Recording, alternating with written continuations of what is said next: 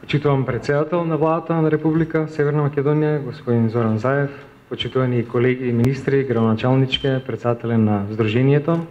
представници на институциите, почитувани учесници на оваа конференција.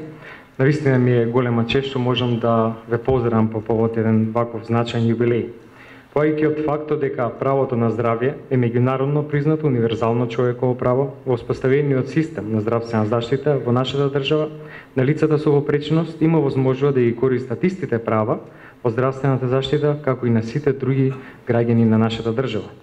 Согласно специфичните индивидуални здравствени потреби на лицата со попреченост, Министерството за здравство, доменот на својата надлежност, организацијска поставеност, законските и подзаконските обврски, редовно ги спроведува, одржува и унапредува општите и посебни мерки и активности во делот на програмата на владата Република Северна Македонија, кои се однесува на исполнување на правата пропишани со Конвенцијата на Обединетите нации за правата на лицата со попреченост, како и согласно сопствениот акцијски план за унапредување на здравствената заштита на децата и на лицата со попреченост. Ја користам оваа прилика да најавам дека во следниот период до март 2020 година ќе се спроведува пилотирање на новиот модел за проценка на дополнителната образовна, здравствена и социјална поддршка на дете и младинец, базиран на меѓународната класификација на функционирањето, изработен од канцеларијата на УНИЦЕФ.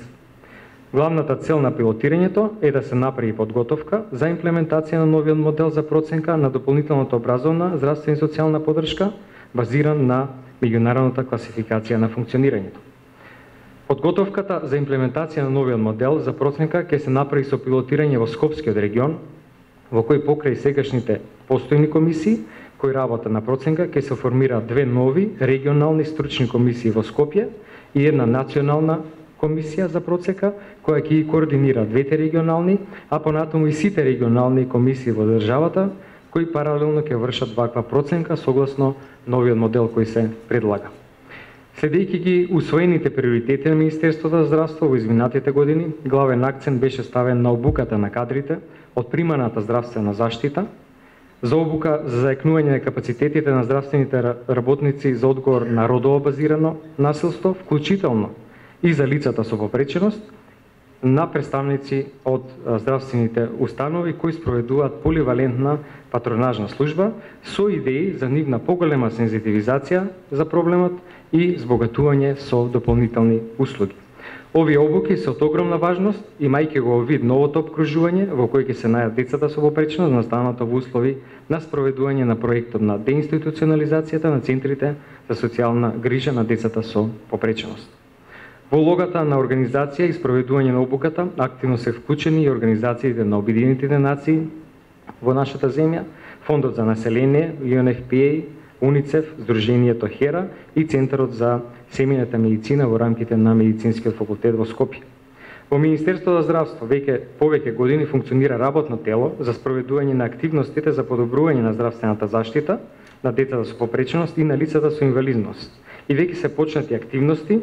за подготовка и ситуациона анализа која треба да даде прецизна слика за капацитети на јавно здравствените установи во поглед на простор, опрема и кадар, како и во поглед на применливите протоколи за лекување на овие деца. Паралелно е формирана и посебна работна група за утврдување ситуациона анализа на постојниот и потребниот кадар на дефектолози, логопеди и други стручни лица за потребите од работа со децата со попреченост во јавно здравствените установи во нашата земја.